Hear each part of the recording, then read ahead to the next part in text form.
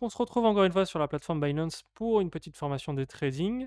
On est toujours sur le marché spot et cette fois-ci, on va voir le marché sur marge. On a vu précédemment les divers ordres. On est toujours ici sur l'onglet spot. Soit on va en haut sur l'onglet trader et on sélectionne marge. Voilà, comme ce que je fais maintenant. Donc vous allez voir, c'est exactement similaire au marché spot, avec quelques boutons ici qui se sont rajoutés. Et ça, tu as pour trader, transférer, emprunter, trader, etc. Voilà. Et surtout, en fait, tout simplement, on a vu que ça m'a juste mis sur l'onglet d'à côté. Donc en fait, c'est un autre moyen pour accéder entre les divers marchés. Là, si je clique sur portefeuille spot, je suis sur le marché spot. Si je clique sur le portefeuille croisé 5 fois ou isolé, on sera sur le marché sur marge. Alors j'ai vu une question par rapport à la différence entre ce que peut être croisé et isolé sur le marché sur marge. Donc la différence entre isolé ou croisé va se jouer sur le collatéral qui sera utilisé permettre l'emprunt. Parce que, on rappelle, le marché sur marge, le margin, eh bien, c'est un marché, comme on peut le voir ici, où on peut emprunter et donc du coup aussi rembourser ce qu'on aura emprunté. La spécificité, c'est que pour pouvoir emprunter, il faut un collatéral. Donc, imaginons, j'ai 1000 euros de collatéral, je le pose sur le portefeuille sur marge, eh bien, j'aurai ici ma disponibilité ici qui va grandir, qui va me proposer bien le multiplicateur maximum que j'aurai le droit d'avoir. Imaginons, c'était 5 fois, et bien au lieu de 1000, ici ça va s'afficher 5000. J'aurai une puissance de capital d'investissement qui aura doublé, qui aura quintuplé, et du coup bah, j'aurai 5000 dollars pour pouvoir investir sur mon Bitcoin ici. Et même chose aussi pour pouvoir vendre. Donc, très important, c'est le collatéral. Maintenant, la différence du coup entre isolé et croisé, c'est que si je suis en isolé, le capital que je mets sur ma paire de trading ici actuellement BTC USDT, donc le capital que j'aurais mis par exemple de 1000 euros, me permettra d'avoir un multiplicateur que sur cette paire Bitcoin contre USDT. C'est tout. C'est-à-dire que si après je souhaite ouvrir un autre ordre, mais sur une autre paire de crypto-monnaies, par exemple ici là le COS contre le Bitcoin, eh bien je n'aurai pas ce capital qui me permettra bien d'emprunter. Je n'aurai pas heu, décuplé, on va dire, avec un effet de levier ce capital. Parce que je serai en isolé, c'est-à-dire que je n'impacte pas mes autres ordres. Alors que si j'étais en croisé, comme son nom l'indique, c'est croisé, c'est-à-dire que les collatérales vont être croisés. C'est-à-dire que peu importe les paires que je vais prendre pour faire du trading dessus, j'aurai le droit encore à ce collatéral. J'aurai le droit en fait à ces 5000 dollars sur toutes les paires que je souhaite trader.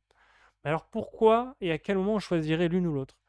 Eh bien, encore une fois, c'est la gestion du risque. Si vous avez plusieurs ordres ouverts, mais que vous les avez tous ouverts en isolé, ça veut dire que vous avez géré le capital spécifique sur chacun de ces ordres-là.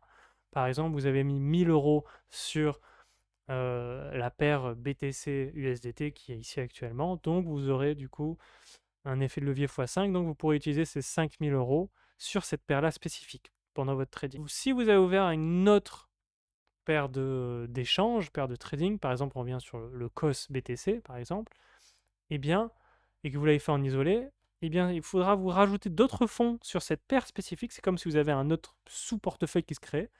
Donc, par exemple, vous mettez que 100 euros de capital là-dessus, et bien, du coup, vous ne pourrez qu'utiliser 500 euros de capital emprunté, en tout cas, à la plateforme pour cette paire spécifique. Donc, vous aurez une puissance de 5000 dollars sur la paire BTC USDT et peut-être 500 euros ou 500 dollars sur l'autre paire de crypto-monnaies. Parce que chaque collatéral sera en fait déterminé pour une seule paire. Et ça permet de mieux suivre la gestion de votre risque. Pourquoi? Parce que à partir du moment où on emprunte, et bien derrière, on va avoir la hantise de tout trader, c'est la liquidation. Et la liquidation, eh bien, c'est le phénomène que la plateforme n'est pas une plateforme qui est à but non lucratif. Elle, son but, c'est de se faire quand même de l'argent, c'est de générer des commissions. À chaque fois que vous faites un trade, eh bien, elle va prendre une commission.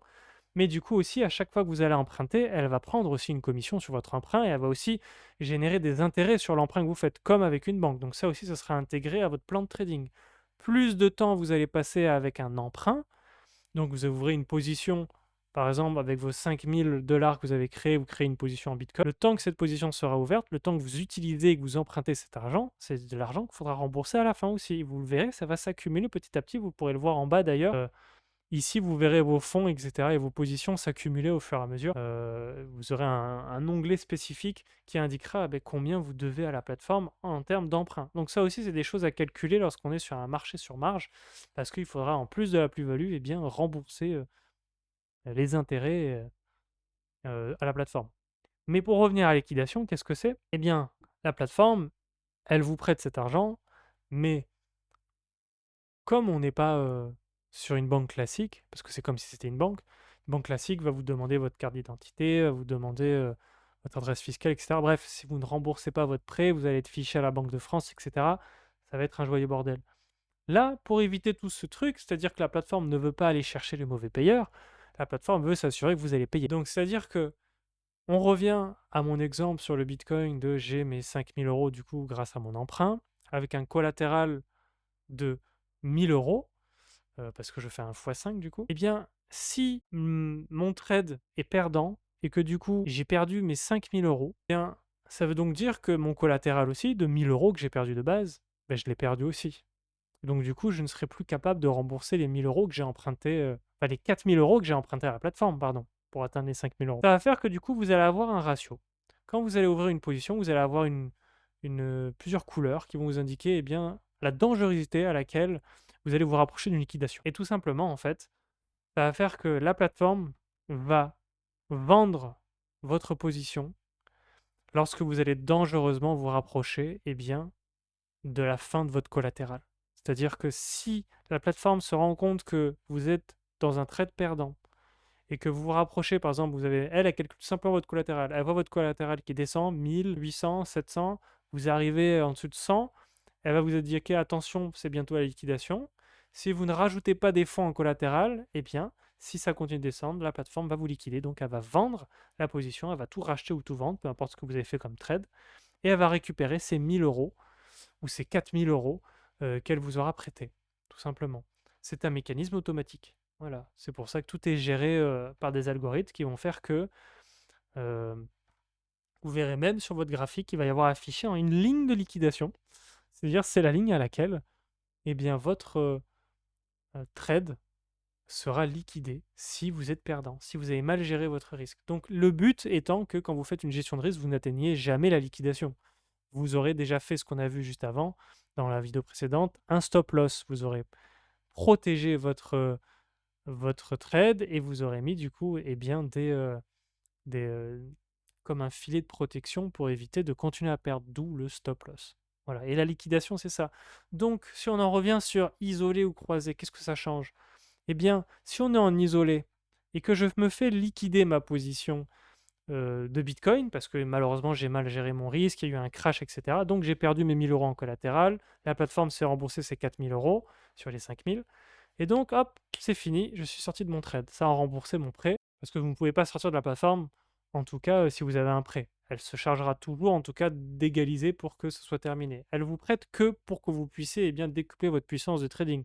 Après, à vous de vous débrouiller pour pouvoir rembourser la plateforme tout de suite. Et donc, du coup, la plateforme s'est remboursée, votre position s'est annulée, vous n'aurez plus rien en isolé sur le Bitcoin, ça n'aura affecté rien du tout. Vous aurez toujours, comme dans notre exemple, la position COS BTC, qui était l'autre paire d'échanges qu'on a vu tout à l'heure, avec notre 500 € qu'on avait emprunté parce qu'on avait mis que 100 € en capital. Ça n'a pas touché, voilà. Ça n'a fait que liquider cette position-là. Alors que si j'étais en croisée et que du coup je cumulais tous mes collatérales, c'est-à-dire que je cumulais les 100 € plus les 1000 €, donc je pouvais emprunter, si j'avais 1100 €, du coup je pouvais emprunter jusqu'à 5500 € en tout. En tout cas, je pouvais obtenir ça comme capital sur toutes mes, mes paires de trading. Si une seule de mes paires de trading se met en liquidation, elles seront toutes liquidées. Il est la différence. Donc, c'est là qu'il faut être encore plus attentif lorsqu'on va vouloir jouer du coup sur du croisé. Parce que du coup, une seule erreur peut du coup liquider toutes nos positions et donc faire perdre de l'argent parce que ça veut dire qu'elle va potentiellement vendre ou acheter la crypto-monnaie où vous étiez dans des positions où tout allait très bien, où vous suivez votre plan de trading, mais en fait, c'est trop tard, il n'y a plus de collatéral, on revend tout et potentiellement pas à un prix qui vous était favorable. Et là, c'est assez catastrophique quand ça arrive. Donc, on essaye d'éviter le plus possible la liquidation. Et donc, quand on commence, si vraiment vous êtes débutant, vous êtes formé sur le marché spot, vous avez expérimenté l'achat et la revente, etc., eh bien là, sur le marché sur marge, potentiellement bien de commencer par l'onglet isolé pour éviter bien, ce genre de cascade quand vous allez faire plusieurs heures de trading en cas de liquidation. Et c'est sûr que généralement, quand on est en croisée, on a beaucoup plus de puissance. Du coup, et en plus, le multiplicateur est parfois plus élevé, encore une fois.